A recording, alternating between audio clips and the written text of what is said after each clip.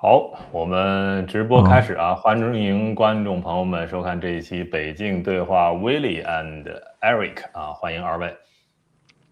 大家好，大家好，大家好。你好啊，这个都是第二次来这里做对话了啊，我们就不用浪费时间去做自我介绍了啊。今天呢，就直奔主题。那今天其实我们是想从这样一本书聊起啊，最近在海外华语世界比较热门的啊，叫《革命蓝图》啊。那这本书其实是在介绍全世界的几个不同的国家和地区，那里的人们呢，在对抗这种集权呀、独裁呀的时候，所采用的各种各样有趣的一些非暴力的手段啊。那当然了，就是为什么请二位来呢？因为我觉得二位在整个华语世界比较活跃啊。因为据我观察呢，我个人的看法啊，如果不对你们就纠正我啊。就是我觉得，威利可能是有一点，这种非暴力主张比较多一些，是吧？因为我看你会经常想要去策划一些国内的不合作的一些运动，是吧？你在策划这些事情。我想声明一下，这不是一点非暴力，是纯粹非暴力啊，纯粹非暴力。对，这个跟一点非暴力还是有区别的。对。好，纠正的好。那就是说，威利是纯粹非暴力，100%非暴力，完全非暴力的代表人物哈。接着我们说 Eric 啊，那么 Eric 呢，这大家比较熟悉了啊，之前是这个特工是吧？那其实你有另外一个身份啊，在你的这个推特的名字上体现的比较多，就是一个所谓的叫微字旅，是吧？这个其实之前那场我们对话里并没有太多涉及这方面的内容，一会儿你也可以讲讲。那据我个人的观察啊，如果说的不对，你也像威利那样纠正我啊。我觉得你可能你的一些主张里，就说我们到底怎么能够让中国发生改变啊？那你可能有一些主张是会不那么非暴力的，是吧？偏一点点暴力的，是不是？我说的对吗？也可以这么说吧，因为我的主张一贯都是和平斗争跟武装斗争相结合的这么一种方式，这是我一贯的主张。那我觉得今天，可能我不能说的太细，因为我毕竟是人在澳洲，受到这个澳洲的监管，所以说有东西我们更多的是可能是一个学术上的一个探讨。OK，你就从理念上说啊，不用给我们详细的介绍你这个组织究竟在干什么，或者你们具体的一些东西，因为这个东西我这里倒不是很怕啊。我主要觉得你刚才说那点可能是对的，因为你在澳洲可能有一些东西是受当地政府的一些管控的，是吧？就不合适去讲。那这样啊，我们就由这个 Eric 开始啊，把你放到中间来啊。好，你这本书你看了吗？这本书我看了。那就开始吧，你就开始讲吧，你怎么看？这本书之前我看是推特上，就是 X 上面有人在推荐这本书，那个时候我还不是引起我的注意，因为相关的这些非暴力这个理论的书籍不止他这一本，有不少相关的东西多多少少这个理论我也接触过，都是大同小异的这个陈述。那么后面这个推的人多了呢，我就稍微的看了一下，但是没看全。但是比较深入的看是最近吧，特别是前2天，可能关注我的朋友看到就是我有去反驳一些说法，就是他们比如中国民主这个什么转型研究会他发的这个2篇帖子，我都有反驳，就是特别是有一种声音就是说觉得暴力非暴力这个东西不能够相合作，不能够相混合。如果说非暴力必须要纯粹，如果说它不纯粹了，混合了暴力这个因素，就会拖累非暴力举了一个什么数据，就是说会把它的这个成功率降低差不多20%。那么这个东西我就觉得我有必要去发声了，所以说的话，我就写了这个反驳的帖子在上头。那么关于这本书的话，我就更详细的去看了一下，包括这个作者我也去了解了一下。那么就像我之前讲过的一样，这个暴力和非暴力这2条路线，其实按理来说我其实是不太喜欢这样的一个叫法的，因为它的标签化和这种互相针对的意思这也不是互相针对，可以单方面针对的意思比较明显。因为暴力它这个是路线，它是不含就是说贬斥或者排斥，就是跟非暴力这个合作这么一个意思，它这个单从名字上来看但是从非暴力这个大家从名字上都可以看出来，他对这个暴力路线有一种很强烈的这种针对否定，这种甚至是一种敌意存在在这里面。那么我就觉得其实挺黑色幽默的，因为怎么说呢？因为非暴力它成功的一个关键点就在于争取军检的倒戈。那么这个本质上实际上什么？就是在争取暴力的支持。那这个时候你跟我们说，你说我们要去争取敌人的暴力机构的这个支持，但是我们自己不能够具备暴力的这个力量，为什么呢？有的人说了，因为不可能，而且不合适为了会让对方让我们的敌人感觉到不满，会加剧镇压。这个逻辑在我看来就相当的软弱和黑色幽默了。那么包括这个作者我也去了解了一下，他就相当于在我看就相当于一个理论的一个推销员，因为他是去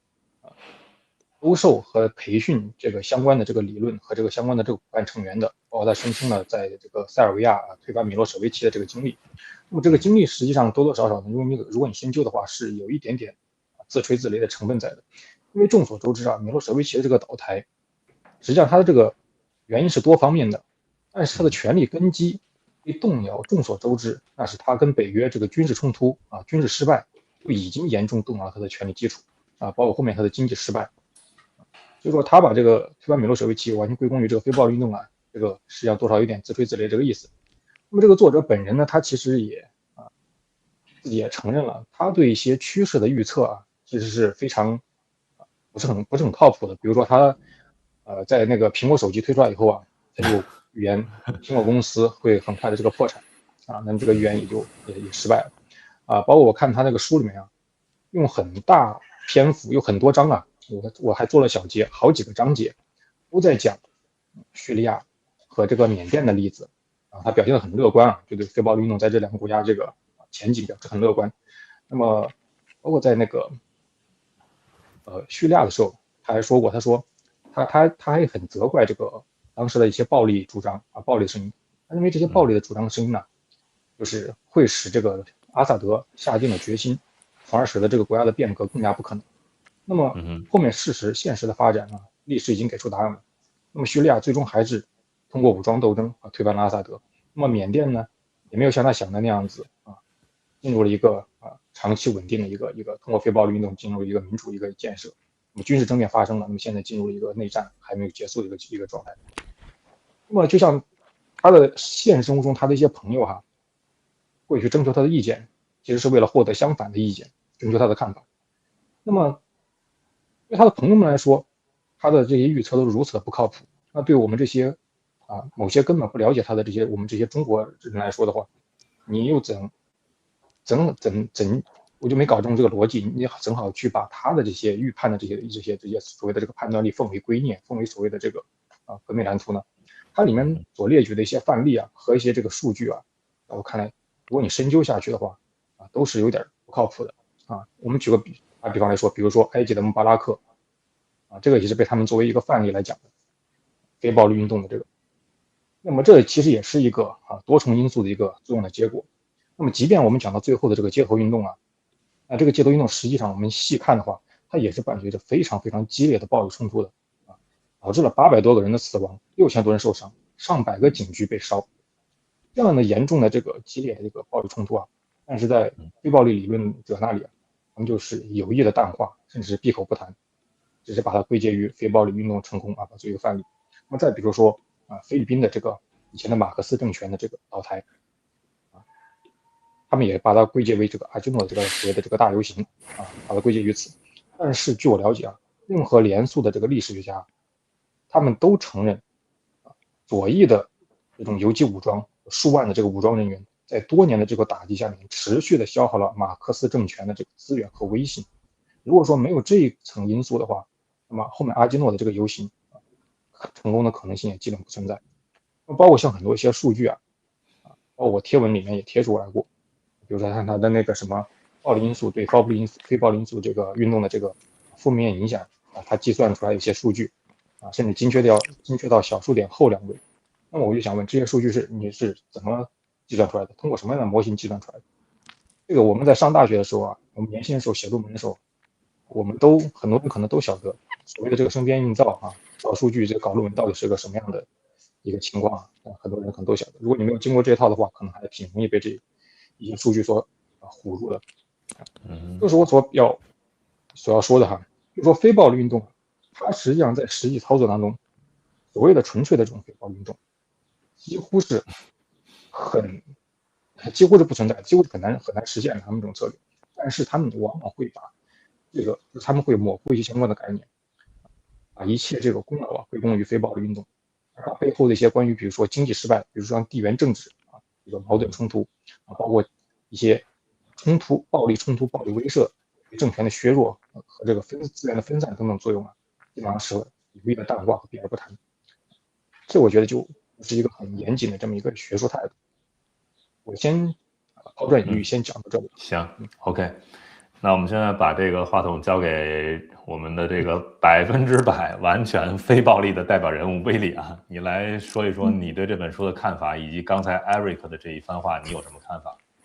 对，我特别想说第一点就是这本书到底是写给谁的？就是您刚刚说了嘛，说你去分析了很多事件或者是政权变革，最后的影响权重到底是经济因素占多少？那么其他国家跟它发生的这个暴力斗争占多少？真实的国内自己的普通群众发起的运动占比占多少？好，这个是从事后往前推。那我们现在回归到这个最开始的自己的立场，就是我的立场、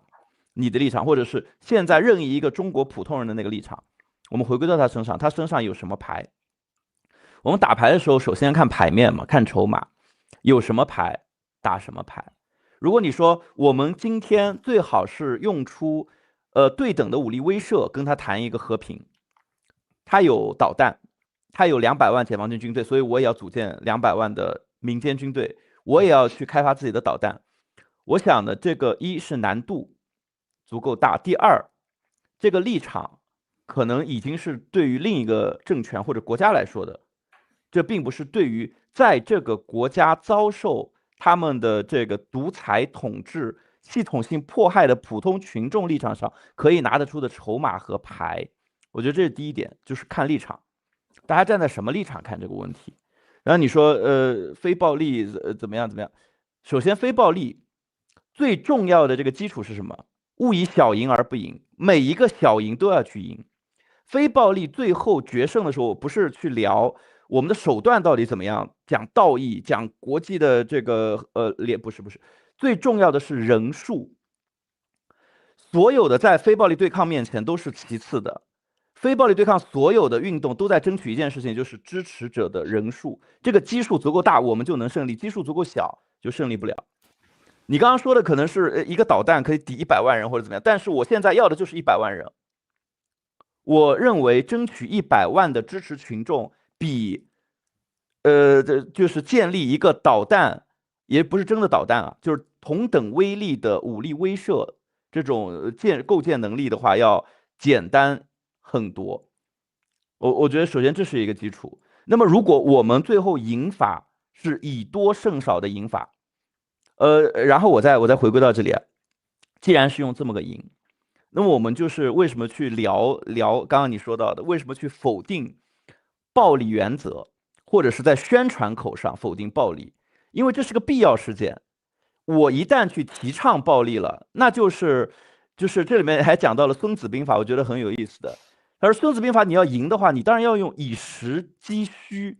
他们在哪儿是弱点，在哪儿是强点，他们的言论控制是强点，他们的军队武力是强点。那么当你在做对外宣传或者是运动宣传的时候，我们搭建一个运动品牌，我告诉我们的群众，我们要起来反抗。我们靠什么反抗？我们靠血肉之躯，直接攻击他的导弹，攻击他的枪炮，攻击200万的这个解放军军队。好，那么这个时候我会得到的这个结果，其实都不用你去推测，或者是看任何一个历史经验，我已经得到结果了。我只要喊出这句话，就没有一个人会支持我。他会觉得，哦，你这个人，你在异想天开。第二，你是不是让我们去做牺牲啊？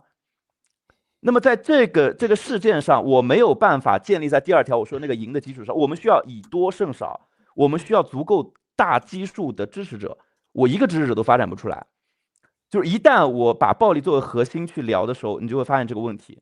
它不能宣传，它不符合国际道义。而我们非暴力对抗的核心要求是什么？要求是在我们仅有的牌面下建立足够大的联盟，然后在整个数量上对这个独裁政权的少部分所谓的那个制胜联盟也好，既得利益者们也好，对他们进行一个压倒性的这个话语权的这个夺取重新否定掉他们政权的完全合法性。这个是运动从开端，然后到宣传，到发展，到壮大，到最后成功。我们先不聊最后的成功，而是聊最开头，谁来发起运动？谁来发起运动？是那个军事强人，亦或是某一个这个国际间知名政客嘛，或者是什么世界排名前10的富豪？不是，是一个普通人。这个普通人可能是个建筑工人，可能是一个离异母亲然后他也可能只是一个外卖员或者滴滴司机。就这样的人，他就有机会在中国这片土地上成为一个活动家。你看我这个 ID 取的，就是我的 ID 是想做活动家。其实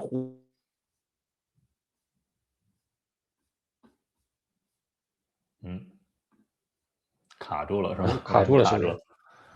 我们可以，Eric， 你可以先说2句啊，就是还能那个威廉姆你要接着说吗？刚刚卡住了。那您可以先卡住了。因为我的网络是通过星链连接的，然后呢可能会有一些屋檐的遮挡，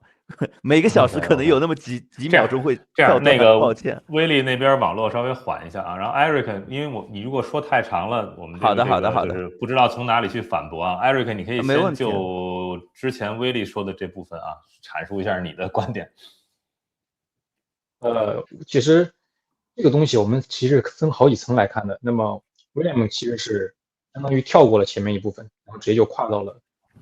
就是我们怎么去开展这个非暴力运动这个手里有什么牌，他直接是在说这个问题。那么前面我说的那些东西呢，其实你没有做出一个正面的一个回应，就是说也可能你是默认了，或者是已经同意了。就是关于这本书的这个作者，他判断趋势的这个能力很差。我也举例了，包括他的生活中的朋友，基本上去征求他的看法是为了获取相反的意见。那么这一点可能你也没什么意义那就是说他这个人实际上是判断力是比较差的，而且他可能自己的一些动机也是值得我们注意的，就是说他本身是一个遭受理论和培训的骨干这么一个人，所以说的话，他去在推销的过程当中可能会去有意淡化或者是歪曲一部分事实，这个动机我们都是可以理解的。那么刚才包括我们，因为我一开始说的是主要是围绕这本书嘛，你说那个策略那个东西我们后面再谈。那么包括这本书本身的一些问题包括他列举的，也不仅仅是这本书的问题了，其实是非暴力理论这个界当中其实普遍存在的一个问题，就是说他把很多这种历史，这种过往这些历史这种他把它作为一个简化的一个案例来给自己增添光彩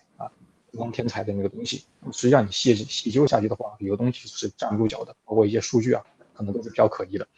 那么这是我前面讲的一个第一层比较重要的意思，是围绕着这本书本身的这个缺陷来讲。比如说作者本身无论是他的判断力他的动机，他过去的这个经历，以及他所列举的这些范例还有这些数据本身并不意味着100%的真理，这都是可以去商榷的。我觉得 Eric， 我插一句我觉得 Eric 这一点其实说的挺好，就是我们中文世界特别容易造神嘛，就是一个理论或者一本书然后成了最近的一个风靡之后就是好像就不能够去聊它的缺点了也没有人去警醒大家说这里边有什么问题。我觉得 Eric 这个点提的挺好的。那我们这样我们现在从现在这个点上跳开这本书，因为这本书你看有人喜欢有人不喜欢，我们现在把它里面的这个概念提出来。我特别想听你们二位，因为我突然发现你们的那个所站的视角是不一样的，对吧？所以在这个点上，如果你们能够更多的探讨一下，可能对观众朋友们的这个受益会很大那我们就从这个上升到这个概念所谓的，因为威利还是在坚持一个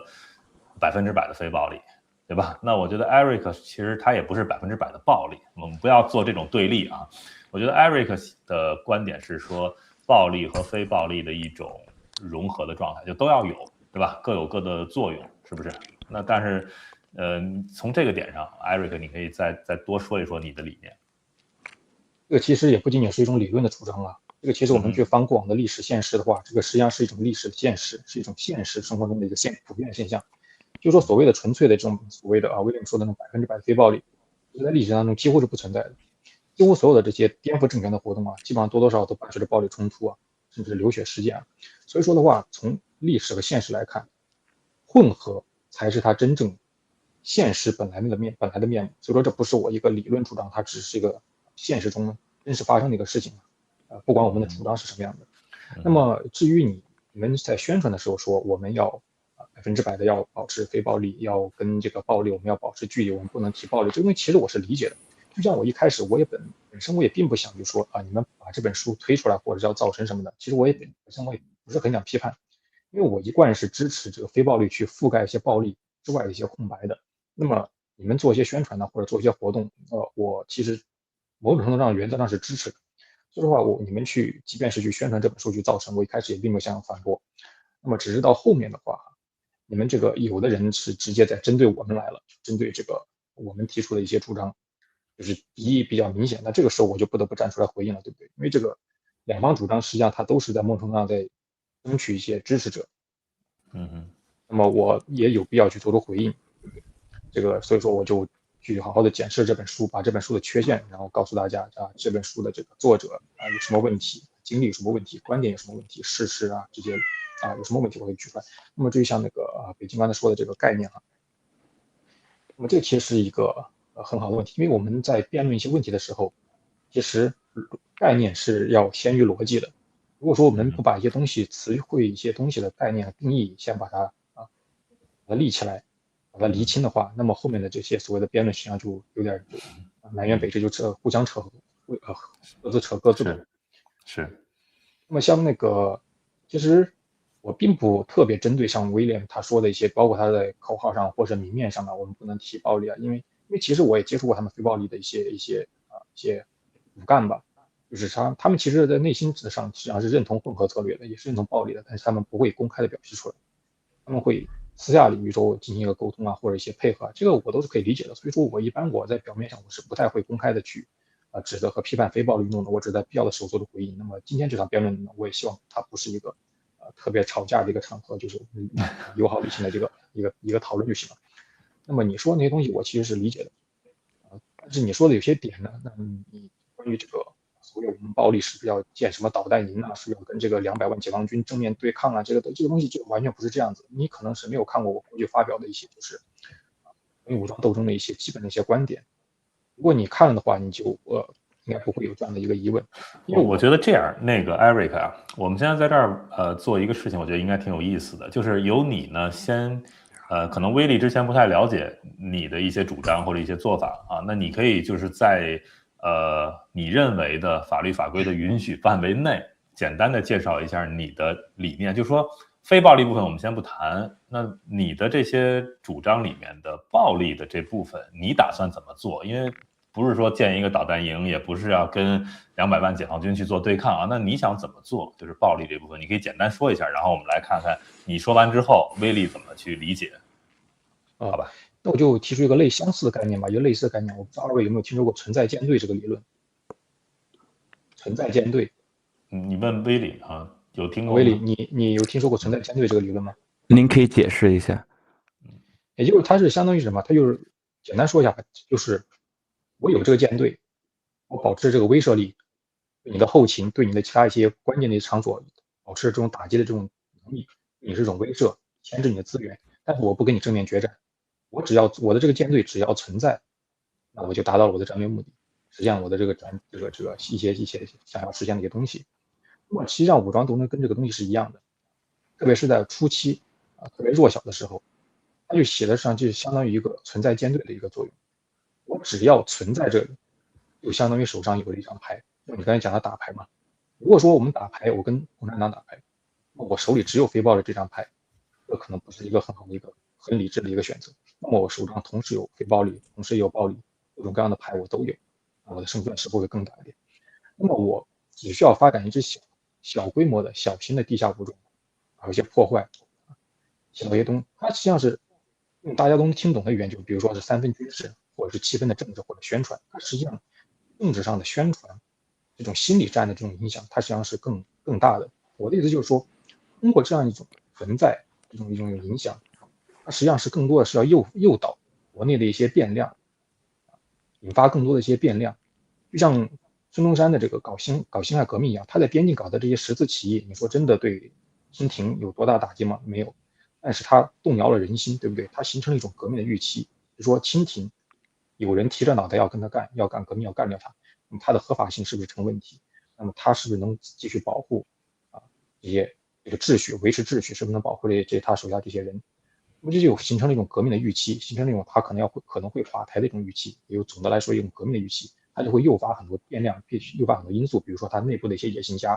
可能就会蠢蠢欲动。我们都知道后面这个袁世凯就借这个革命的形式，然后就向清廷发难。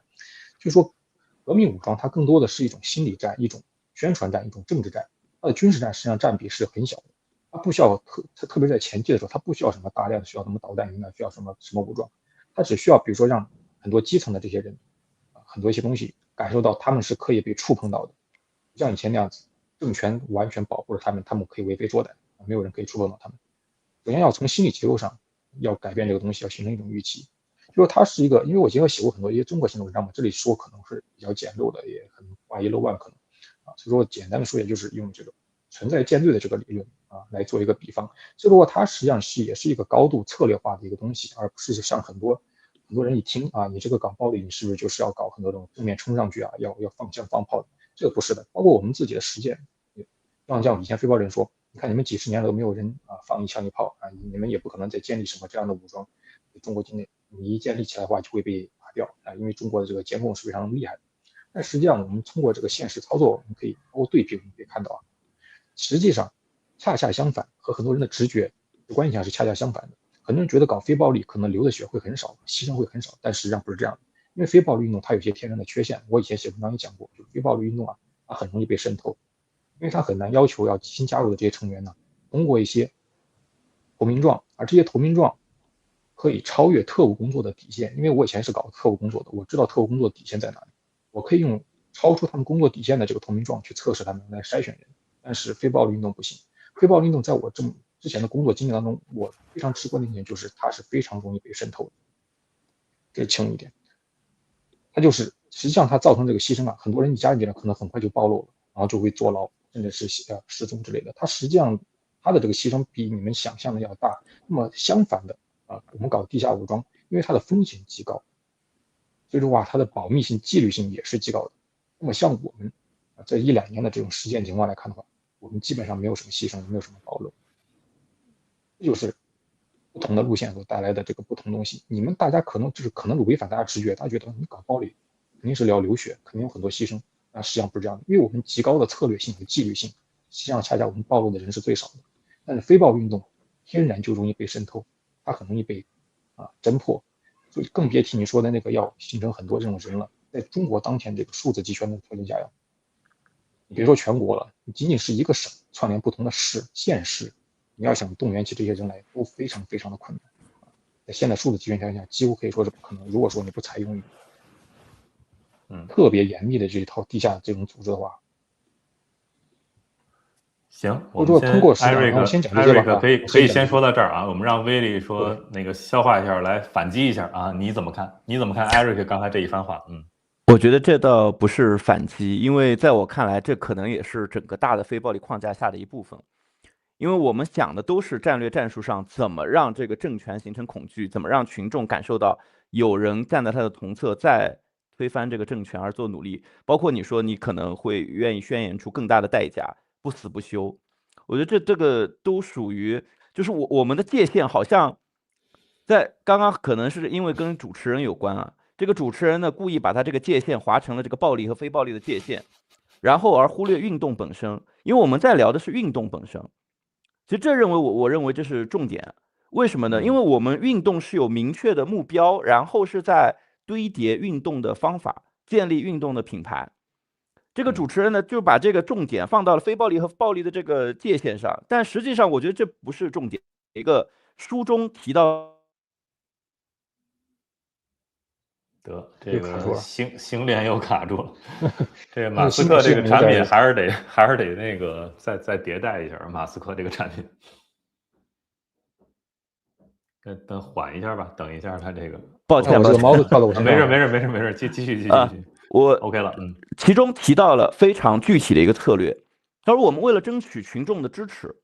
我们应该先放下非常具体且干燥的政治理念和观点。那么他其中举到了一个这个专门做彩虹运动的，那么他所在的这个城市呢，又是一个异性恋充斥的这样的一个城市，没有人愿意听他的这个性少数平权理论。那怎么办呢？他从解决狗屎开始，就是解决实际存在所有人都关注的脚底下的城市公共卫生。就是我们需要找到一个能够凝聚更多人的方法，把大家的这个注意力焦点都集中过来，先把人聚起来。你看这件事情上，我觉得就不存在任何分歧。我们先把那个非暴力3个字先给它扔掉，对吧？这个不是分歧，不在这儿，分歧而在于我们怎么获得支持，建立品牌，然后策动更大的规模，对吧？最后是怎么让大家消除恐惧。包括其中呢提到了有一个米布丁，就是讲这个马尔代夫米布丁问题，就是说他想要当时呢找了3波人，一个是瘾君子，然后一个呢可能是伊斯兰，然后还有一些呢是在海外的学生。他说3波人，他想把其他2波人团结到一起，他们共同点都是坐过牢，都对他们当权的这个非常有意见。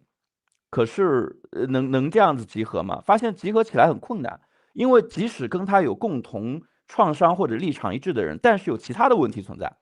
那怎么样去找到跟普通群众的那个链接点呢？他找到了米布丁，说我们用米布丁宴席可以首先聚集到人。首先这件事情甚至跟什么暴力非暴力都无关，它是一个去政治化的事情。就我们在做很多事情聚人的时候，首先是去政治化的，先把人聚起来，然后再聊我们怎么把人聚起来之后，就是我这个时候也用这个词渗透我们的理念，把这个政治理念传下去，把这个政治理念扩散开，因为它有一种晕染的效应，并不是说我第一天我就是高举某一个保持从头到尾都一致的旗帜，说我要这个推翻共产党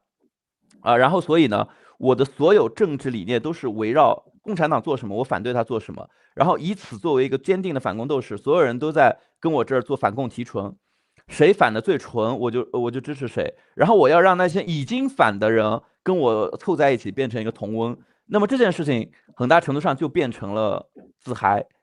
当然这个做起来会很轻松，大家都很舒服，大家都是同温层的，但是这件事情能不能真正动摇到共产党的国内的政治支持者，这件事情动摇不到。但是在有一些事情上，尤其是出于社会道义的事情上，我们可以把人至少先团起来，先让人在基本道义上有一个联合。这2天我也不是这2天，就其实是从昨天中午吧开始，其实就是中国的晚上，昨天中国的晚上，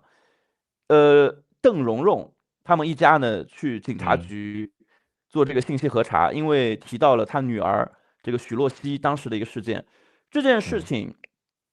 我们先不聊2025年到底发生具体什么事情，而这件事情中国网友在抖音平台是一个言论审核非常严格的平台，但是在这个事件之下，依然没有办法做到事无巨细，每一条都去进行封号或者是内容的这个封杀，因为大家都站在这边。你会发现这件事情上没有，不管他们讨论了任何的阴谋论当然其中涉及到一些阴谋论，涉及到一些返老还童的传说，但我就先不讨论这个问题了。阴谋论首先它有很大的市场，大家都在传播，但传播的过程当中在干嘛？想要对话宁波警方，想要对话宁波市委书记，想要对话管理这个城市的这个政治掌权者。在我看来，这个事件作为引子，或者说类似事件作为引子，它至少是我们聚人的手段。至少在这样的是非面前，我们应该把所有的注意力进行投注。我们回归到这个运动的气质这个可能在这次的事件当中还不足以推动政治变革，但是这有没有可能成为消耗的一个契机？就是不是已经在消耗了？因为政权不是一天倒的。那个在革命蓝图当中也总结了一些草率的尝试，就是在没有足够对政权已有的这个权力支柱进行消耗之前，就已经开始大家聚齐了大规模的这个街头反抗运动，结果被镇压。那么其实本质上这个运动，我们在聊这个非暴力对抗的时候，很大程度是我们在聊怎么有效的进行，并且退出，并且再进行，可能是100次甚至200次这样的小赢，这样小的运动成功，不断去消耗对方，然后积累自己，这个是一个大的框架。所以我们抛开其他的，我们就要聊这个运动品牌的构建，我们是不是消耗对方，否定对方的政权合法性，给自己争取道义，给自己争取支持者。我想在这件事情上，我们总不会存在任何的分歧。我想插一句啊，威利，就是可以。既然你聊到这个小洛西这个事情，我也一直在观察这个事情，我有一些看法。我觉得很有意思的一点啊，就是当然我理解，就是说我们要建立一个所谓的品牌，是吧？让更多的人信我们这个品牌，而不是说一开始呢就举着说，比如说打倒中共，那可能很多人就不敢参与这个品牌了，对吧？或者有一些更激进的一些口号，那有的人可能觉得跟我无关。那我们就是你刚才举的什么这个马尔代夫这个大米布丁啊，什么这些，就是包括那个什么同性恋社区什么这个地上满上狗屎的那些例子啊，就是说找一个大部分人都跟他们息息相关的一个特别跟政治好像无关的一个事件，从这个事件开始做起。那你比如像小洛西这个事情，那他跟打倒中共现在没有关系，对吧？口号上可能有人喊比较激烈的口号，但是大部分人不会从政治的角度去理解这个事儿，就是一个可怜的小孩儿。那我们这个医疗的这么一个黑幕，那我们怎么去揭开它？怎么给这一家人一个保障，对吧？现在甚至这个要求可以很低，就是这一家3口被请去喝茶了。那现在大部分民众，我看他们的要求很简单，就是你把这3个人放出来就行了，是吧？保证他们的安全，大家就这么一个要求。但是这样的事件其实在中国有很多，其实我们最熟悉的就是白纸运动。对吧？那个是关乎虽然有人喊习近平下台，有人喊中共下台，但是大部分人的那个要求的很简单，就是解封，对吧？我们就不要这么严苛的抗议了，我们解封。那这当然关乎到每一个，就无论举白纸的还是没举白纸的，或者仅仅支持一下的每一个人的这个切身的关系，对吧？就是只要解封了，我生活就能过得舒服一点。但是我们可以看到，像那小洛西这个事情，肯定跟白纸运动这个事情的量级根本就比不了，对吧？小洛西这个事情很快就会过去的，就是我们现在再怎么去关注，它很快就会过去。就比如我不相信那个宁波当局啊，不管有多黑，就可以把这3个人就灭口了。我不相信，这事情搞到这么大，他们也不敢，对吧？肯定是各种敲打控制，然后再找一个办法。因为你毕竟宁波上面还有中央呢，对吧？我不是说中央是好的啊，就是说还有另一层权力制约在这里。好。这个事情很快就会过去。比如当这家没什么太大问题了，然后或者说官方给找一个替罪羊，然后有一些交代，很快就过去了，大家就关注点就不在这儿了。你所看到的说大家因为这个事情所聚集起来的一些民意就烟消云散了，就像白纸运动一样。解封之后，你看到白纸运动还剩下什么呢？在中国人的心里，有一些人会记得说啊，我们好像以某种非暴力的抗争方式迫使中共做出了一定的让步，有些人会这么解读，但是在后面长期的一个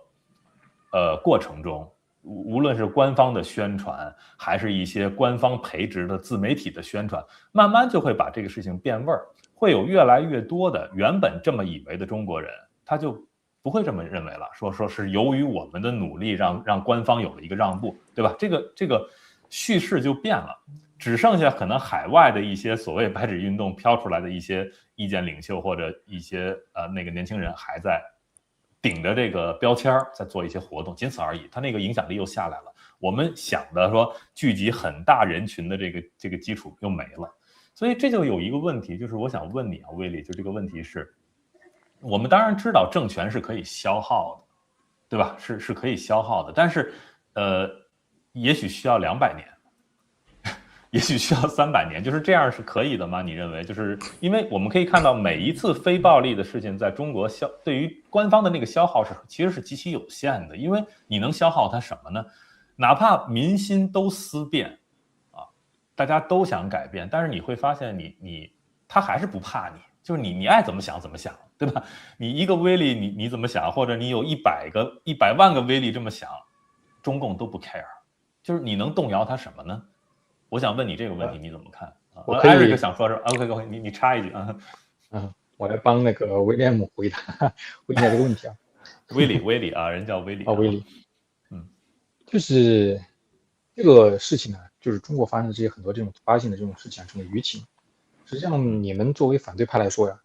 你们更多的仅仅是在参与，比如在外网呼吁一下，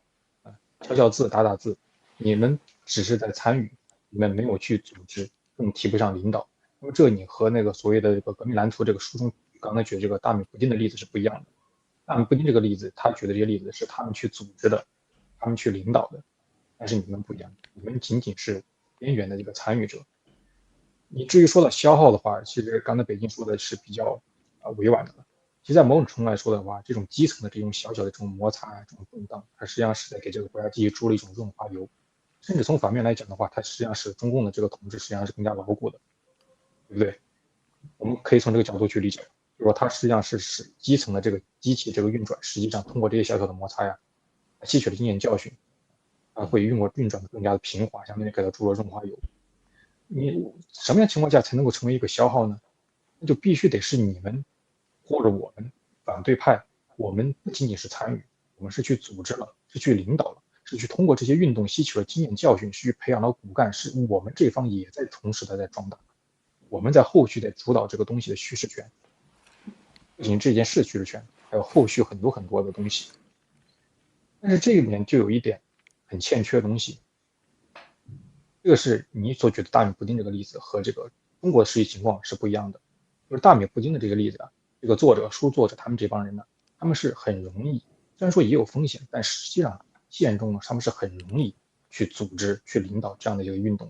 啊，像在马尔代夫这样的一个国家。但是在中国，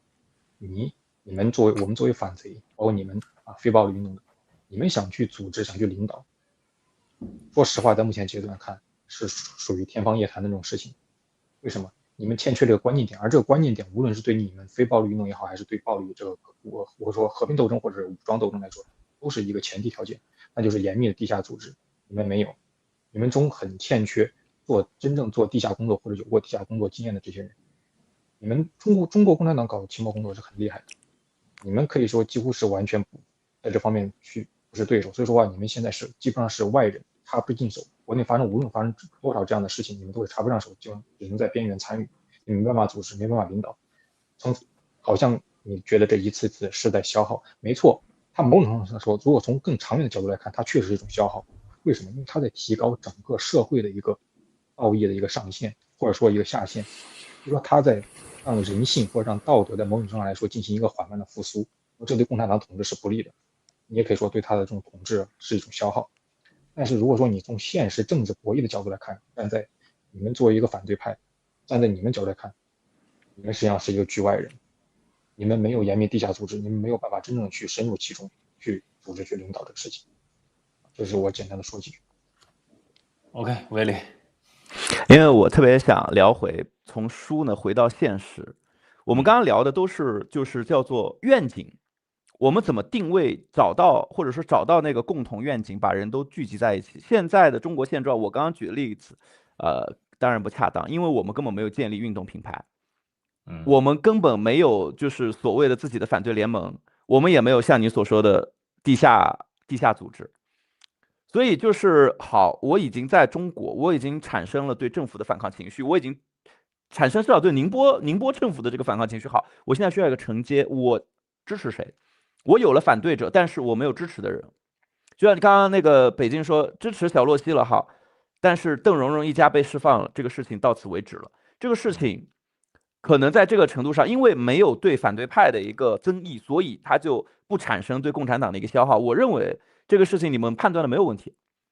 那么我们回到这个中国的现状上来说，因为这个1998年的时候。这个中国呢有一个叫做中国民主党的这个组织，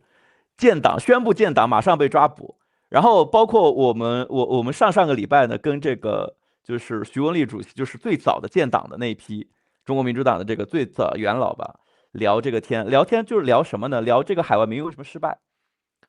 我们在聊这个现状的时候，最重要的一个共识是，海外民运从7、8年可以算开始吧，可以算开端，一直到2026年，其实到今天为止，整个海外民运也好，或者抛开海外2个字，中国的民主运动也好，基本属于是零，就是有一点点萌芽，很小，但是没有跨出过第一步，没有建立过自己的反对联盟的品牌。包括现在包括那个 Eric 说的这个，你们只能在网上敲一下键盘，没错，因为没有地下组织，因为没有办法发展行动，没有办法真正的其实，在海外我们的组织都非常松散。那么就是因为有这样的现状，所以我们需要有更详尽的方法论的指导，怎么去建？因为可能你刚刚又说了，我这种人属于什么呢？我这种人属于是没有地下组织经验，然后没有这个像你理解那个特工工作经验，对，但是有人有，我觉得这个是毋庸置疑的，有人做过地下组织，有人有这方面的经验，有人可以做这个，有人可能本身就有一个明面上的企业，然后底下又有很多其他的这个不知道什么组织啊，当然很多种。那么这样的人存不存在？在这本书的序里面呢，王天成就是那个中国民主研究院的所长啊，他是这样子聊的：从89年到现在，从那一次全国运动到现在，经过他们的调查，北京所有参加运动的和到今天为止，过去参加运动的这个学生也好，工人也好，没有进行理论提高，也没有刻意的去构建方法论。我想这才是我们今天站在这里进行一个聊天吧，讨论非暴力革命它的理论的意义。刚刚你说理论当中有很多站不住脚的预判判断 ，OK， 说这个作者可能有什么其他的某种动机 ，OK， 首先需要有这本书的出现，然后需要有一个草拟的理论，我们可以称之它为1.0版或者2.0版，但是我们后面正因为有了1.0和2.0，我们才有改进的余地，我们才能够往前推进。我觉得这是理论的价值，而我们过去从来不曾拥有过理论。就是我们现在这个海外民运的组织里面也是这样的，大家都不曾拥有过这样的理论，所以这样就是我们让大家去接触和拥抱这个理论，告诉他这个理论、这个方法论可以帮助我们真正对共产党产生一些未来威慑的可能，或者把它至少这个理论散播给本身已经具备足够能力的人，这个是我们可能站在这个阶段可以做的事情，而不是真的已经站到了我们已经是成熟的反对派了。我们已经构建了品牌，我们已经可以从社会的舆论事件当中吸取到能量，然后削弱共产党，还没到那个阶段，这是个阶段问题和现状判断。我们现在可能，我觉得它就是零，就是零，所以我们才要构建嘛。正是因为它是零，所以才需要有人开始积累嘛，做那个最小基数的积累。我觉得这是我的一点看法。从7、8年一直到今天都没有发展起来的东西。它不代表发展不起来，正因为如此，所以才需要有人。行，我简单回应一下，回应几句。好的。你说的对，要从不成熟走向成熟，那怎么样做呢？怎么样从不成熟走向成熟？那么首先第一步，我们是不是要正视现实，要客观的看待现实中的很多东西，对不对？这就是我所说的。我并不是指责这本书怎么不成熟，它不成熟是客观存在的。我其实一开始也不想批评他，那么我之所以说出来，就是说，如果说你真的我实际上是支持你们去做很多非暴力运动，包括它里面书中一些有东西是可取的，比如说一些非政治化的一些策略，从关系普通大众息息相关的一些东西去切入，这些东西都是我是认可的，对不对？那么我只是在说这本书当中你们如果要想把这个东西从成熟走向从不成熟走向成熟，你们首先一点要正视很多东西，正视现实。包括正视这本书本身存在的一个局限性，它已经有的一些问题，这个问题我刚才已经点出来了就是这些盲目的一些乐观，包括一些不恰当的一些对事实的一些歪曲包括一些可疑的数据也包括与暴力因素的一个太客观的一个评估，这些东西是需要去正视的，这样才能够走向成熟。这是我简单的回应一个问题。所以说你必须要先正视很多东西，才能够走向成熟。当然，这个其实从某种程度来说的话，作为反对派来说，人才、资源甚至金钱都是不缺的，但是我们缺少什么？我们缺少整合，我们缺少有公信力的东西，去把这些资源、人才这些东西去整合起来。至于说像这个内斗这个东西，这个是很正常的任何国家的这个海外反对派都会陷入内斗甚至是无休无止的这个内斗。很多东西我们只要去保持正常的心态去看待它客观的看待它，正视问题，我才能从不成熟走向成熟。包括在对待你们非暴力运动的态度上面，其实你们很多人其实也可以去参考一下，我是怎么对待非暴力运动的这么一个态度你们反过来怎么样去看待走武装斗争这个道路。我就举个例子来说，比如说像叙利亚，那么一开始也是非暴力运动去推进，但是最终证明它失败了，最终是不是还是要通过武装斗争？当你发现你在中国推进，假如说也走到了某个历史关口，像叙利亚这样子，非暴力运动失败了，最后内战爆发了，不得不通过武力解决。这个时候你突然发现你手上根本就没有这张牌，因为你在过去10几年或者几十年时间里压根就没有准备，没有这张牌，那时候你怎么赢呢？可能你连阿萨德这样的人你都赶不下台，就彻彻底底的输了，全部清零了。那么至少我们在做这方面的准备，我们不仅仅是前期一个配合，一个配合一个新的一个问题发挥我们自己的作用，在某种程度来说也是一种兜底。暴力有的时候它就是一个终极的一个否决权，它就是一个兜底的东西。在很多情况下，在中国，而且多说两句，就是说在中国这样一个特殊的文化里面，枪或者兵就是代表暴力这些东西，它实际上是一种另类的选票。在中国这个文化里面，有兵就有权。在中国这个文化，它就认这个东西，你有了兵，你才有发言权，你才能上桌。这个东西是根深蒂固的，几千年来改朝换代从来都是这样子。你可以说这个文化是有它的劣根性，或者是冥顽不灵之类的，但是它就是一个现实，从古严格至今，它就是有一个巨大的历史惯性在这里。暴力就是中国人内心基因里面认可的选票。就有的东西所以说你要是想忽视它，针对它，否定它，你这些都可以，但是你要无视它，你要忽略它的这种在中国政治当中这个底层代码的这个东西，这个作用，这个逻辑可能这个运动一开始可能就注定了要失败。我就先说我说一句就是我回应一下威利刚才说就是实际上今天这个标题好像一个二元论暴力和非暴力不是我在使坏，想让你们吵架不是这个意思。因为呢，是从这本书聊起的，恰恰是在这本书里，作者去搞了一个暴力跟非暴力的二元划分。那我念这个书里的一小段原文因为这个我觉得特别重要。他在这个书里作者说，他说经过这个切诺维斯和斯蒂芬的发现，我也不知道这俩人是谁他说发现什么呢？经历过非暴力抵抗的国家，在冲突结束5年后，能够继续保持民主的几率超过40%。这是他等于对非暴力的一个高度肯定然后他说，而通过暴力革命夺权成功的国家呢，成为正常运作的民主国家的几率不到5%。那当然了，他这个数据就非暴力可以维持民主40%以上，那暴力不到5%，这个数据哪来的他也没写，这就是刚才 Eric 所质疑的点那么好，他接着说，他说选择非暴力的国家，在10年内重新又陷入内战的几率为28%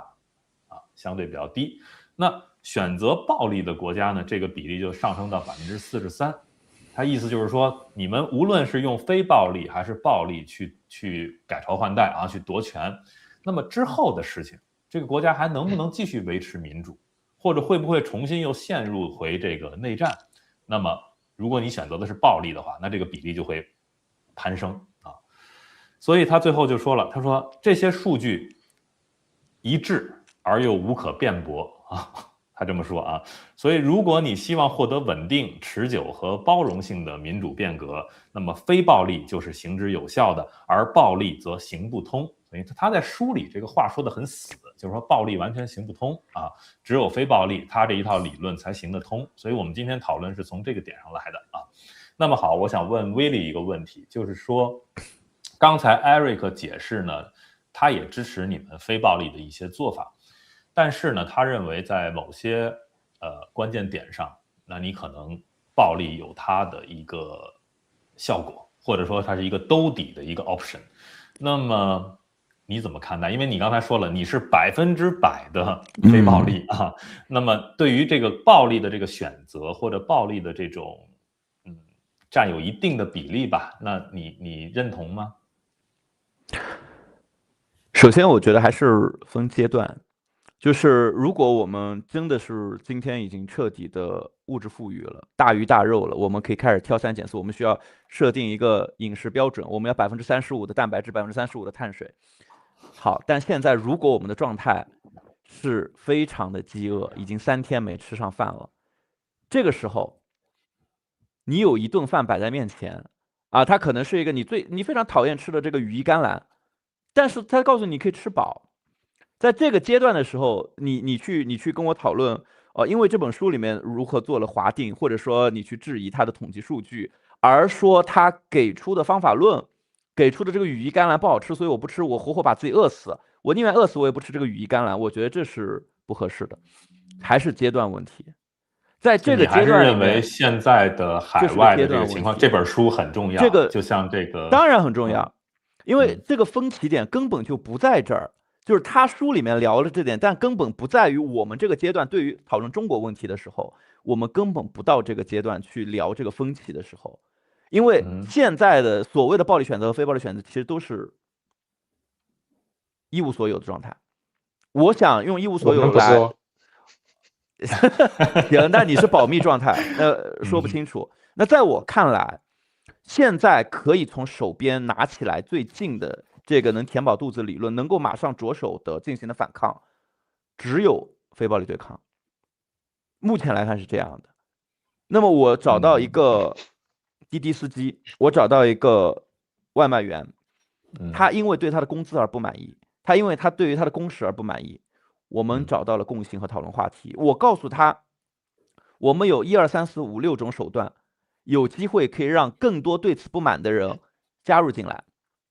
OK， 我不知道在这个运动方法论上能有什么错，所以我们的视角呢，很大程度上我不是站在一个裁判的视角，我是裁判，我来分判到底什么是对的，什么是错的，什么是好的，什么是坏的，这不是我的角色。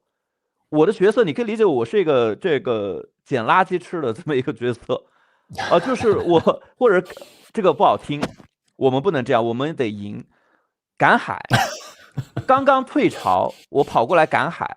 有什么贝壳我就捡什么贝壳，有蛏子我就捡蛏子，有鱼我就捡鱼，这是我的角色，我只吸取，我只去拿。这个书里面有合适的、及时可用的、马上能用，我们所有人都可以接受的理论工具、方法论，我拿过来可以用。你跟我说别拿，我们从最小的那一步抵抗我都不做。我需要站在一个很高的上帝裁判视角，我要去找到一个更优的我觉得这不是这样的，这不是这样的。这一点的。对，没有，我们是这样啊，就是当然我不知道 Eric 是什么看法，但是我的看法，我不是说让你别拿啊，我也不是说让你不要非暴力啊，我也不支持。我不知道我是支持暴力还是非暴力。我觉得这个分歧点，因为始终呢。你的注意力焦点是放在这个分歧点上，但我想说的，这个根本就不是分歧，或者说我们在现在的阶段没资格去讨论这个分歧。对，我们现在你刚才没回答我那个问题啊，就是说我想跟你探讨的是，比如说我们跳过现在这个阶段啊，比如未来，因为你刚才在阐述你的观点的时候，你说你是一个100%的非暴力，没错，我就想问你，在哪一个阶段，未来的哪一个阶段，你可以接受？哪怕1%的暴力选择，你觉得你能接受吗？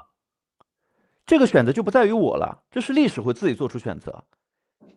我只承担我那一部分的事情，就是从你个人的做法和选择上，你肯定是不接受非暴力的，是吗？不是，你肯定是不接受暴力的，是不是？当然了，如果说整个一个反共是一个立体的事件，每个人都有自己的分工角色，就是你只做你非暴力的这部分事情。然后暴力这部分呢，就是那这么说啊，你肯定不会参与到，比如 Eric 他们的一些暴力事件啊，或者说其他人的一个暴力的选择或者做法，你都不参与，这我能理解了。那么不参与是一回事儿，就是你不去参与这个行动啊。但是你会从言谈上或者概念上有某种认可吗？还是说认可或者说是敌对，针对或者敌对，就是说对，会不会你会我敌对？知道，如果存在这个问题，说我会不会对这个他们所做的事情有一种敌对，其实是就是批判啊，这个涉及到一个精力分配问题和注意力分配问题。没有可能有任何一个在参与运动或者说在策划运动的人有余力去找其他的人说，我现在就要花费我巨量的注意力和时间，我要进行跟你有辩论的时间，我不能去做点别的吗？我不能争取一个支持者吗？我举个例子啊，比如我们还回到小罗西这个事儿啊，但是你可以认为这个主持人很坏啊，就是故意在挖坑给你们啊。但是我觉得这样可能讨论会有意思一些。就比如小洛西这个事情，那你们现在就是转发，对吧？希望更多人关注，然后给他造一个舆论压力，说你们把人放出来等等等等，或者你甚至可能策划一些线下的非暴力的一些抗议什么的。好，比如假设这个时候，我不是说 Eric 啊，我们不把这个不给 Eric 刨这个坑啊，我们假设有另外一个组织啊，我们不知道这个组织叫什么啊，但是他们是主张要做一些暴力的事情的。那好，他们现在就出手了，比如说啊，直接把宁波涉及这个事儿的这个妇幼医院的这些人，包括他们的那些什么家属、什么人大代表、什么这些黑警啊，或者这些 anyway 有一个算一个，全弄死了，一个非常过分的，可以加一个引号啊，有点过分的一个暴力事件，对吧？很，因为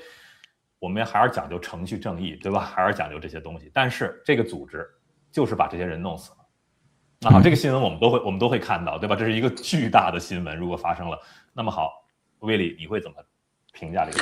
因为你这是一个典型的电车难题啊。这个不在于我选择哪一边更不道义，你让我做一个这种道德天平的选择，而在于你出题人本身就设置了，因为这本来就不可能发生。因为你现在也在做油管频道嘛，因为你也每天活跃在推特上嘛，那这种新闻出来了，你像比如咱们三个人，我不可能视而不见呀。这个话我肯定要，你比如说你像我肯定要谴责。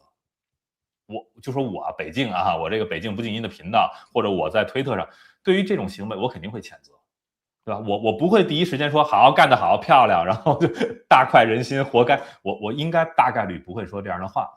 但是我肯定会谴责，就是你不能够这么干这个事儿，对吧？但是呢，谴责完之后，我的节目肯定是这么做，但是这样的话肯定没有流量啊。我话肯定是立体的说，第一，我肯定会谴责，但谴责完之后，我会说这样的做法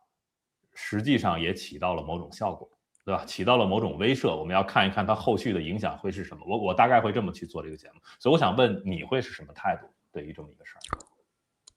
儿？我觉得在这件事情当中是不可以站立场的，应该是把它客观的描述出来，进行一个传播。为什么会产生这样的事情？原因在什么？原因是因为这个人的恶吗？我想这不是核心原因吧？原因不还是因为中国社会缺少法治和公正吗？对，我想把这件事情客观的进行一个传播，就已经是可以做的一切了。你再说可利用、可加工的部分，我觉得没有了。就是对于做了这个事情的这个组织，这个暴力组织，你就不说了是吧？因为我说实话，这件事情它没有评判的空间在里面，我们也不应该把这件事情拿去做利用，说这件事情意味着我们的支持者能够承担更大的代价或者怎么样，我觉得这个是争取不到更多人的，也没有必要拿这种事情去争取，有其他更好的选择。OK， Eric 有话想说。北京一直在诱导那个我们的嘉宾在想要表态啊，我们这个店也是比较的谨慎的。这个东西其实可以表态的，为什么不能表态呢？这个事情如果换做是我的话，我也会谴责的呀，对不对？我也会表示我不同意这种做法，是不是？但是有一点那个你说，但是你说的后面那部分我是同意的，就是说我会把这个重心转移到就是说这个社会问题它的根源上面，然后让大家去关注这个背后的一些根源问题啊。那我顺便再说一下，就是刚才北京提到的前面一个问题啊，因为我们嘉宾好像没有去正面去回应他，就关于这个暴力和非暴力之后的这个维持这个所谓民主政权的这个成功率啊，这个问题实际上是一个我觉得是一个不太值得去探讨的一个问题。为什么这么说？因为我们只要往前翻一翻就知道，基本上所有的主要的民主国家，基本上都是通过暴力、通过武装革命这类的途径去实现的，基本上没有什么非暴力建立起来的这些民主国家，英法美这些国家，哪个世界上主要的民主国家是非暴力运动建立起来的？都不是，对不对？都是动了刀、动了枪、动了兵的。那么他们这些民主国家稳不稳定呢？那还不是稳定到现在了。至于说那个什么啊，非暴力运动建立后的民主政权民主的这个层次更高，或者是更稳定这些，或者是暴力的东西，这个我觉得要跳出来看，就是说不要局限在是什么导致了后面的这个民主政权稳定性或者质量的问题，不是过程，不是他们的手段，暴力和非暴力，甚至可以往前推一步，这个国家之所以能够通过我们说就是说他们意味口中的这个理论当中比较典型的这种和平斗争手段建立政权，还是一个国家通过武装斗争的形式建立政权，这个根源上是由这个国家本身的情况，甚至和当时的这个时代背景包括地缘政治环境各种方面综合造就的这么一个结果，它并不是，甚至暴力和非暴力这个路径本身也是由这些东西所决定的，而不是说由这个手段本身所决定的，就是说它是一个果而不是因。所以说你不能把这个后面民主政权这个质量高低与否或稳定与否怪罪在这个实现的这个路径上面，不能这样简单的去弄，我们要跳脱出来看到更这一些东西。所以这就是我刚才为什么特地就把这本书里面的那一段话拿出来念呢？就是我觉得 OK， 威利，你们当然可以觉得说这本书的现在的出现，对于你们现在这些非暴力抗争的一个运动，就是具有某种指导性，对吧？就出现的很适合。但是我觉得 Eric 提到的这个书里的一些问题，我觉得可能也要你们注意一下，就不能把它特别神圣化，就是它里边肯定还是有问题的，对吧？那我想问你一个问题啊，威利，不给你刨坑啊，问你一个比较实际的问题，因为你出来做这个频道，然后你在推特上也很活跃，我也看到你实际上确实是在做一些想要策动一些活动嘛，你想做一个活动家，对吧？你也在去跟国内去做某种联系吧，想策动起一些活动。我想问问，就是你能分享的不涉及隐私的，你愿意分享的，给我们谈一谈经验，让我跟 Eric 都听一听。就是你觉得做到现在，你觉得顺利吗？有什么难处呢？或者什么这方面给我们分享一下你的感受。我觉得就是如果你要争取别人，那么首先你要自己有一个表态，就是你自己能做到什么程度，你自己愿意做到什么程度，你能在前面承担多少风险，我觉得这是一个先决条件。如果你什么都没有做过，其实在海外我们一直聊这样一个数据比例，真正能够参加到这个反对中国共产党的政治讨论这个群体当中，可能也就3000、4000，就这么小。然后，但是你看有另一个比例是受过中国共产党这个政权迫害的所谓的政治庇护群体，这个群体实际上在海外的有统计数据，大概31万左右，有12万到13万已经通过的，而剩下18万到19万它是没通过的，正在升。那么就好奇了，为什么你们都受过迫害，但是在海外依旧不敢有所作为，依旧不敢发声呢？只有那么3、4千个人在这么小的一个圈子里面进行一个公开的这种反共，这是不合理的。那么你这帮人到底在干什么，对吧？这帮人其实是因为承受不住连带风险，或者说他们根本不清楚所谓的，因为我们现在有一个话题在很热，叫跨境镇压。他们其实不太了解跨境镇压的边界是什么，跨境镇压的手段有哪些。就像这个革命蓝图里面提到的，怎么样让真正的反对者们不害怕坐牢，不是给大家鼓励说大家打鸡血，大家不用害怕的，坐牢一点都不是。坐过牢的人详细的把坐牢的所有细节全说出来。一旦当坐牢不是未知的，一旦当这个坐牢一点都不神秘，一旦当这个跨境镇压一点都不神秘，它就是每一条事情的具体遭遇什么事情，你都可以把它非常明确的说出来。明牌，当我面对是一个明确的东西，那么它的恐惧点就会降低非常多那么在这个过程当中，我先不聊国内的这个成果，我先说国外。我们至少在线下抗议出面，并且争取让大家一起参与到自媒体的制作当中，我大概争取了有16到17人的团队。这个过程当中最重要的就是自己先做，然后再把完全一样的东西给第二个人，告诉他你完全可以按照这个做。这个风险，我们在包括那个 Eric 刚刚说嘛，很多人他承受风险的能力比我想象的要高得多，并不是说我哪些风险承受不了，他也承受不了，不是的。我把风险的边界说清楚之后，人家一看，哦，才到此为止啊，哦，原来你遭遇的跨境镇压不过如此，那我要做的比你这个很多了。你做这样，然后你遭遇这样的我要做的比你很多了，因为我能承受的比你多了。我的整个这个可能家庭状态、家庭关系也比你更加的那个，可能有一些根本没有任何的所谓的软肋啊，然后自己也比较有良好的这种口头表达能力。我说那太好了啊，那太好了。他们正是因为看到了，所以加入了，所以参与了，所以做了。然后再聊国内的部分，你刚刚说顺利吗？还是困难？其实国内非常困难，非常困难的就在于你像海外，我们连接到一起去做。缔结一个组织，我们最重要的是什么？第一步是先把他护照照片给我看一下，就这么简单，就这么简单，就这么粗暴。就是我们至少要知道，如果你侧变，就是就是亲共啦或者投共啦，那么我们有完整的个人信息材料，我们可以去递交我们这边本地的，像美国 FBI， 我们这边有这个 LKR， 就是那个宪法保卫处，我们可以对你进行举报，对吧？永远不接受匿名。但是到国内这一部分，其实就还是始终存在一个信用，怎么去做信用传导？他可以信任我的一部分，就是我相信你是一个什么样的人，但是我怎么跟你联络呢？怎么在这个联络当中把我的那部分递交给你呢？他不能递交，他一旦递交出来，他就已经暴露在风险之下。当然，一方面是软件的，即使我们选择了像纯粹采用 Signal 单线联系，但是依旧存在这个问题。他做的行动，比如说他去厕所写了那个纸之后，他可以给李老师投稿，他可以给强国娃哈哈或者是多伦多方脸投稿。他给我投稿的时候呢，其实就有一些扭曲和奇怪，因为他一是会找我寻求一些帮助，我会给他提供一些帮助，帮他做海报，然后帮他提供方案。提供方案之后，他做了之后，他就发现这个问题就是始终不能让我知道他是谁。一旦让他给李老师投稿，李老师也不知道他是谁，对吧？对啊，就不用知道，就是这件事情只能维系到他做了、拍了照片，然后到外网传播，但不能形成更进一步的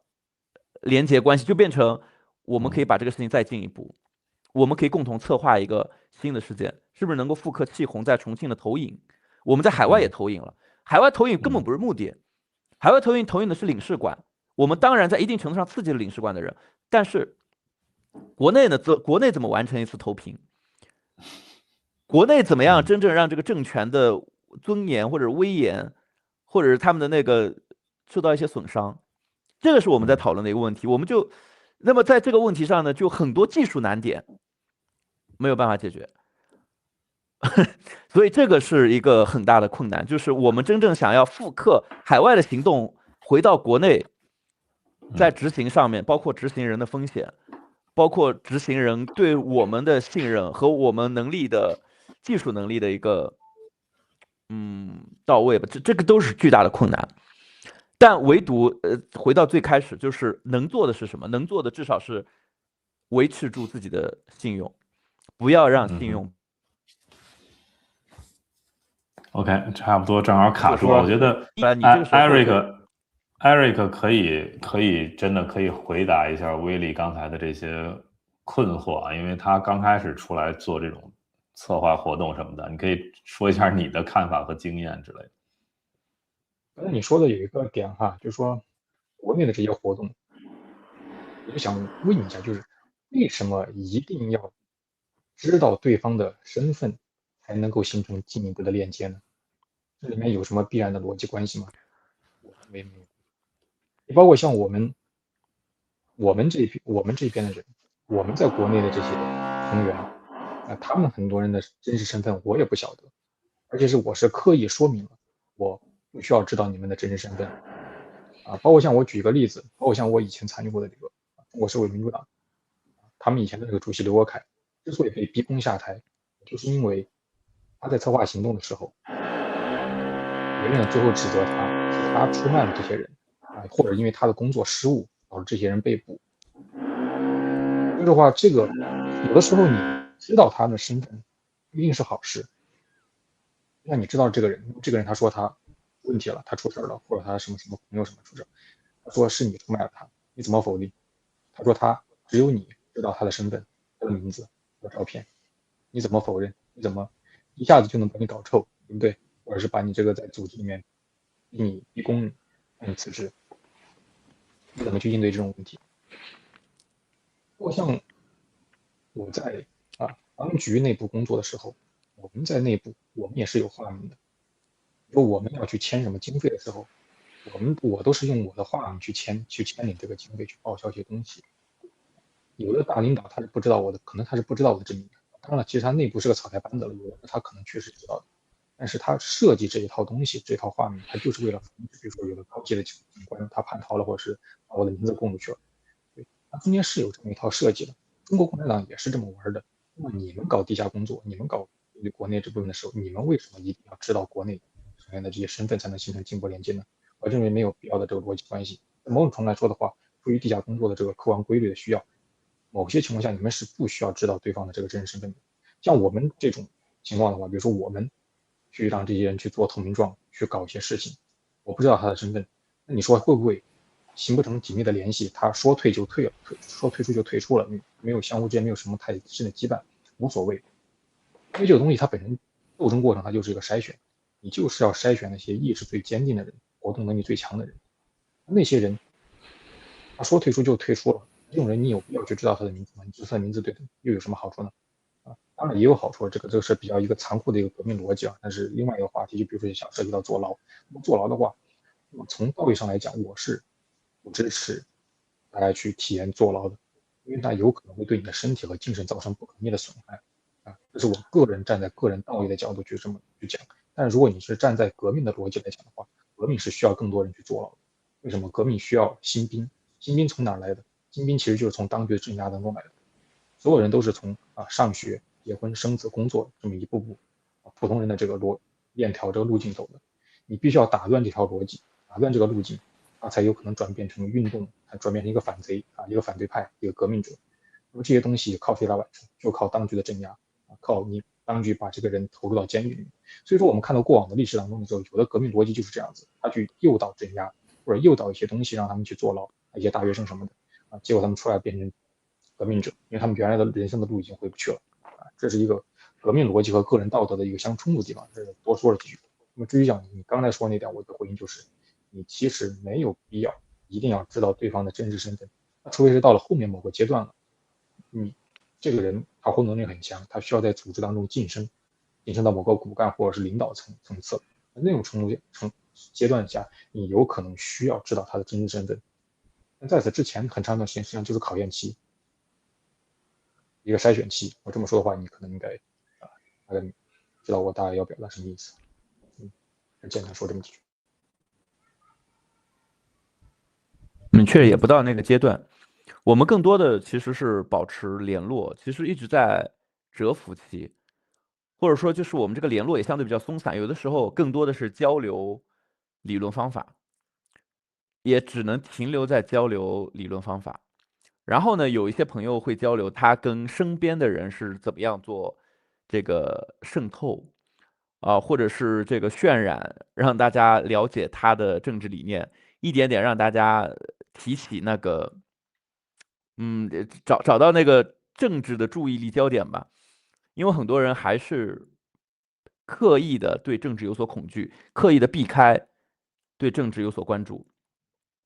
所以他们目前还只能停留在这个阶段。当然就像您说的，如果要进行下一步的行动，再做下一步的讨论。好那我们就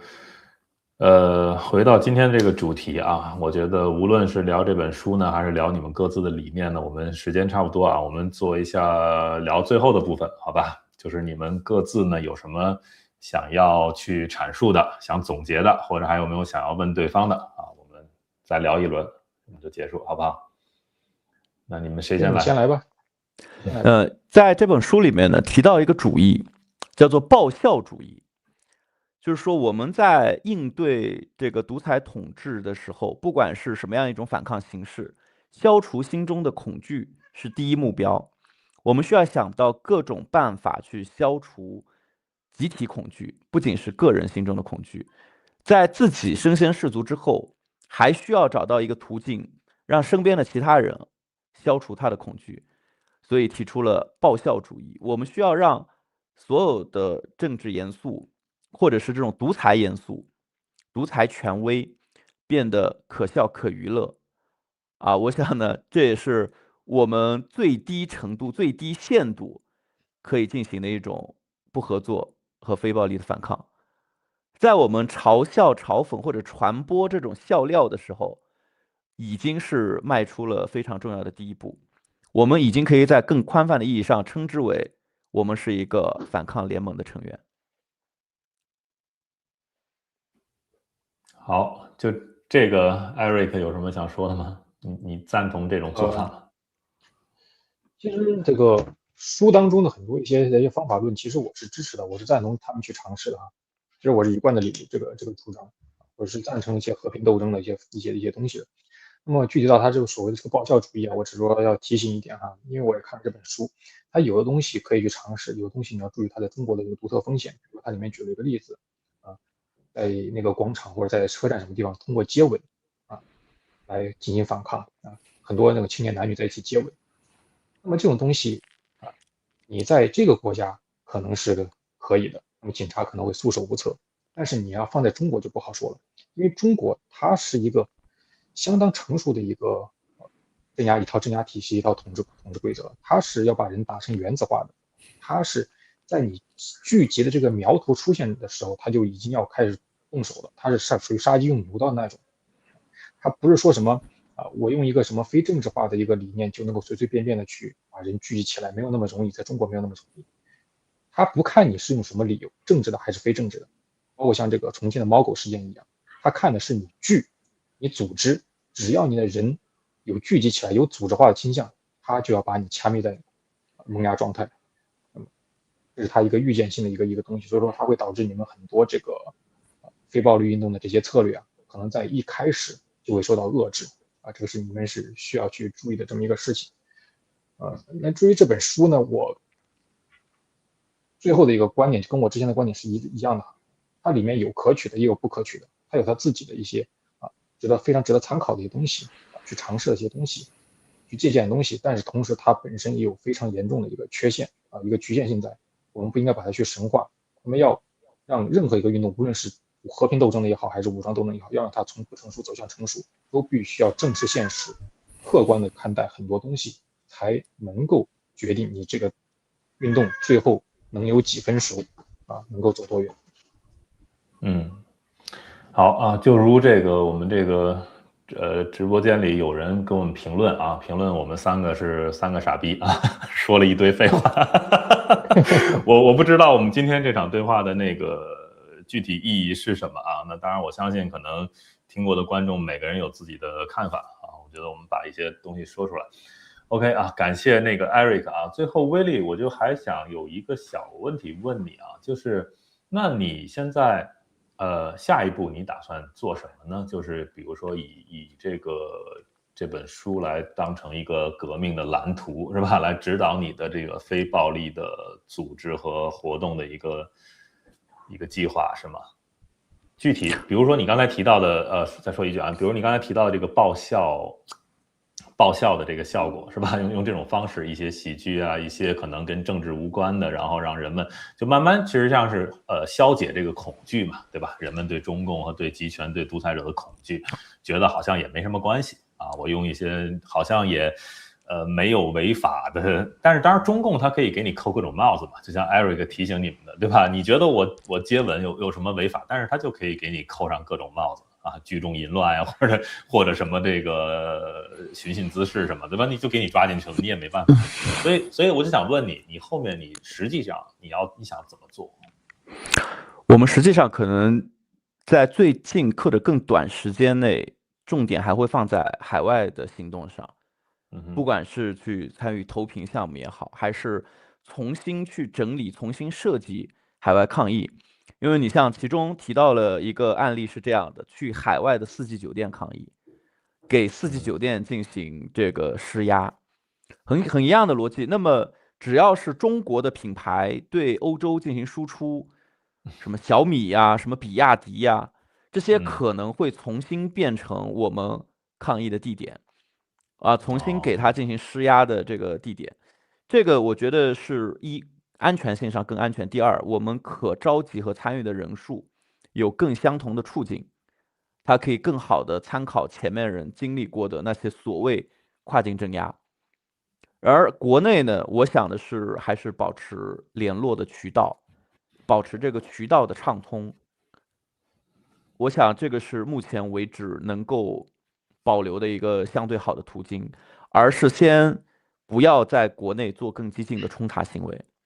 去让国内的朋友承担更高的风险，因为需要更多的积累和时间去创造更好的机会窗口。好啊，那我就最后说一点结束的话啊，我给你提供另一个小建议啊，就是我觉得呢，我们回归到今天这个标题，实际上最后我是想说，其实所谓的暴力跟非暴力啊，这两个看似对立的话，其实通过今天这场对话，已经可以把这个命题给消解掉了，对吧？其实并不是严格划分的啊。那么在这个过程中呢，比如像 Eric， 很多人会把他想象成是一个这种暴力路线的代表人物。那现在 Willy 呢，就越来越像是一个非暴力路线的代表人物啊。我今天实际上把你们俩请来是真的是很有用心的啊，特地想形成这么一个对话。但我觉得，你们之前不太熟悉啊，也很少交流。那其实以后可以有更多的交流，而不是说非要在暴力和非暴力这个点上去交流，对不对？那你比如说Willy，你们也要策划一些活动，策划一些运动啊，你们也要有你们自己的一些组织形式。那这些方面是不是可以向Eric 取经，对吧？他们是怎么去运转的？那因为在我的观察来说 ，Eric 他们的一些组织运转和包括运行到现在的安全系数，实际上是感觉要比你们这边要高一些的。因为你那边经常我会看到，比如说什么哪暴露啦，哪又被国安什么安排骚扰啦，或者有什么问题啦，对吧？而且可能我不知道，我感觉可能你们会偏乐观一点，或者拿着这个《革命蓝图》这本书，好像觉得说，哎，这是一本圣经了，我们就可以照着他们这个路线怎么走了，我们可以不停的消耗中共，最终就能胜利了。但是还是要注意一点，就还是要谨慎一点，就可能有一些做法你们觉得没有问题的，但可能就会把你们自己或者你们的一些同僚让他们深陷这个危险之中，这都是有可能。所以我觉得这些东西可能通过我们更多的一些不同阵营之间的交流吧，可能是不是可以有一些收益。我最后我们也玩一个爆笑的，好吧？我们给你看一张图啊，我觉得这个挺有意思，挺应景的。这个动漫画不知道你们看过没有？叫《死亡笔记》啊，